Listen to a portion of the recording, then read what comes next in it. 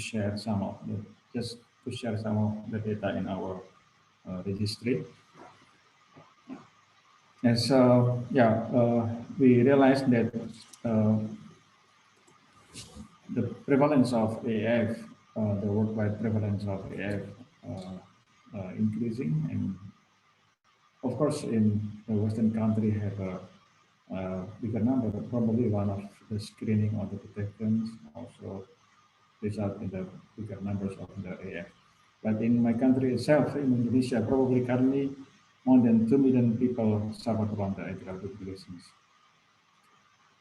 This is a nice review from Dr. Raja from the Journal of Association of Physicians of India 2021. A glance of AF in India and Indonesia, and we show that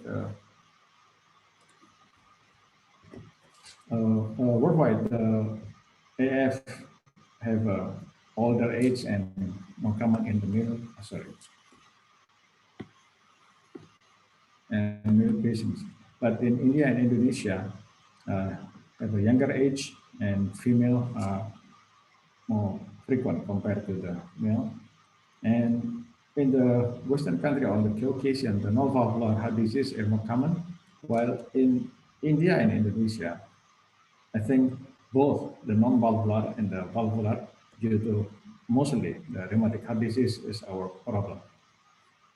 And the distribution, probably paroxysmal still higher compared to the persistent and permanent in those non-valvular AF. But in this paper, they mentioned the proportion of the permanent or persistent AF is higher in our country. And this is what we found in our registry. This paper on 2013 also showed that the substantial increase of AF in Asia, the yellow one, the green one, will be much higher even compared to the United States. Another problem is from the study, the trial, Relay trial, Rocket trial, Aristotle trial, and Engage trial, show that the stroke or systemic embolism in Asian population is significantly higher compared to the non-Asian populations. And this age-adjusted mortality rate of stroke in Asian countries, you look at here, this is United States and United Kingdom. The stroke is the green bar. It shows that the Indonesian and the Indian has a higher stroke rate, age-adjusted mortality rate of stroke compared to these developed countries. And the pattern of stroke itself also slightly different compared to this Caucasian, and this is the Asian studies. So the Caucasian has more ischemic stroke, where in Asian population have higher intracerebral hemorrhage. And if we look at the current guideline of AF approach, so the first is confirm the AF, CC to ABC, and then characterize AF, stroke risk, symptom severity, severity of air burden, and substrate severity, and then treat the AF, the ABC pathway, anticoagulation or avoid stroke, better symptom control, and comorbidity management. And this algorithm or this guideline again show us how do we manage the patient with AF. Initially, in the guideline, they specifically mentioned that the patient with mechanical heart valve and the moderate severe mitral stenosis were excluded from the guideline. So directly given the vitamin K antagonist. While for the one with non-valvular AF, so first we have to identify the patient with the low stroke risk and see if the stroke, the CHATRA score is 1 or 2 for female. This is class 2 indication, but if it is 2 more than 2 or more than in male and 3 or more in female, it is class 1 indication for anticoagulant. We try to see the picture of the management of atrial fibrillations in Indonesia using the registry. So the registry basically is a hospital-based registry, and it is only from the patients from the hospital who have the electrophysiologists in the hospital. So probably only around 20 hospitals join with this registry. So we use this recruitment phase, the exclusion criteria. So we include both the valvular and non-valvular AF, and we identify the baseline characteristic, and then we will follow up later on. Yeah, this I still use the previous guideline that if you have patient with CHATFA score 2 or more, male, then you need to give anticoagulant, and female 3 or more, then you need to also give anticoagulant. And based on our data, we can see here that only 40%, both for male and female, were anticoagulated, indicating that even if the hospitalized, even if the patient in the hospital where the electrophysiologists are there, the percentage of the anticoagulated patient is only 40%. So we can imagine there is one of the reasons why the number of stroke in our country, in the developing countries, are high because of this one of this problem. Another thing is when we calculate the TTR among those anticoagulated patients, if we use the 60%, well, actually only 7% were in the more than 60% of, only 7% have TTR more than 60%. Again, this again emphasizes that the anticoagulations level in our country is not sufficient to prevent, to protect those patients from stroke. This is one issue. Another issue is this mitral stenosis or prosthetic mechanical heart valve. As we realize that in our country, we have this many patients with this AF.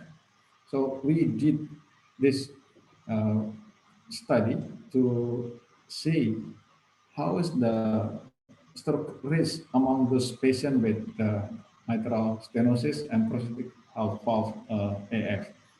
As we knew that this is a paper from Professor Lip, stroke and bleeding risk score in patients with AF and valvular heart disease, evaluating valvular heart disease and nationwide cohort study.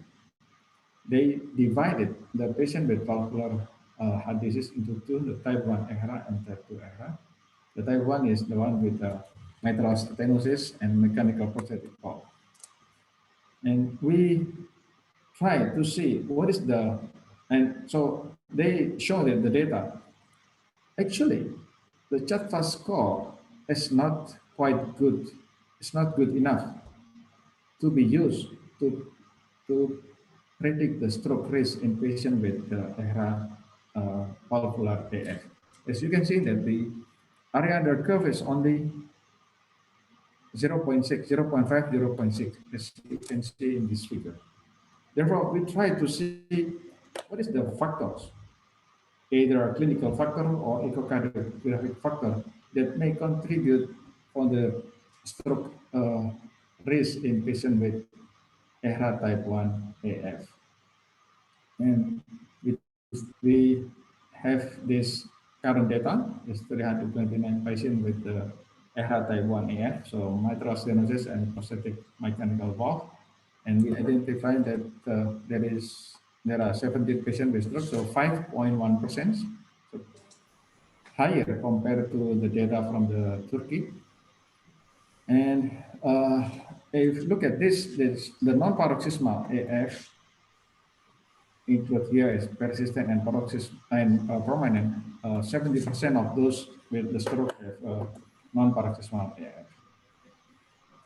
And again, the data of this TTR is quite, this is 0, and this is 11%.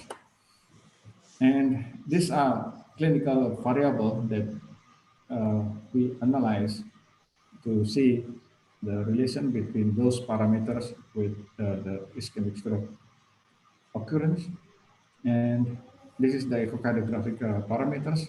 And finally, what we found is that the history of hypertension and the poor uh, glomerulofiltration or renal dysfunctions have a good predictions to see if those patients with the valvular aortic type 1 AF will have the stroke or not.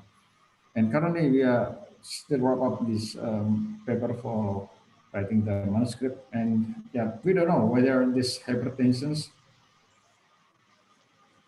contribute to the emboli itself or contribute to the uh, vascular damage of the cerebral artery. And also, we don't know whether the EGFR, sorry, whether the EGFR also contribute directly or there are other factors that may contribute for the presence of the occurrence of higher stroke risk in the patient with the poor EFR compared to the good EGFR. Another issue that we try to investigate currently is the type 2 EHRA.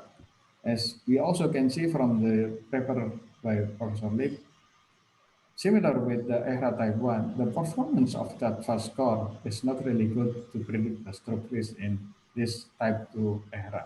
So we are now trying to see the clinical or echocardiographic parameters which can be used to predict the stroke recurrence in patients with valvular AF. So those are the small data that I would like to share with all of my colleagues from India. So in conclusion, that the number of patients is huge and will probably increase in developing countries. The level of properly anticoagulated patient was not satisfied, and then we found that hypertension and EGFR have strong predictive value for ischemic stroke in era type 1 valvular AF. Thank you.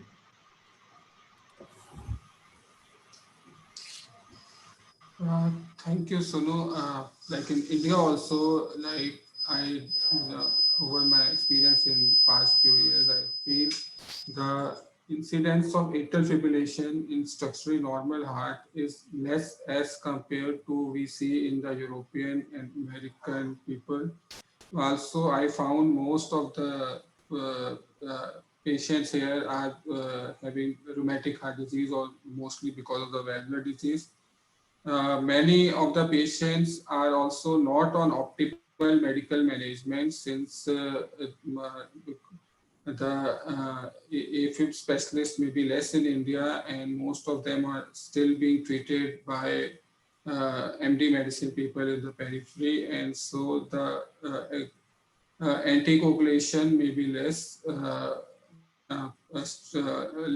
optimal, and I still found there is a lot of gap between the people who should really get AF ablation or other uh, uh, procedures as compared to we find in the European countries or the Western countries.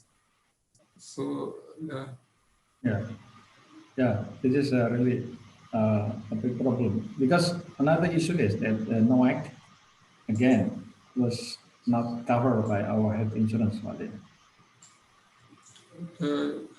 yeah, Novex, the price is getting cheaper and cheaper here, but exactly most of the patients are of rheumatic heart disease.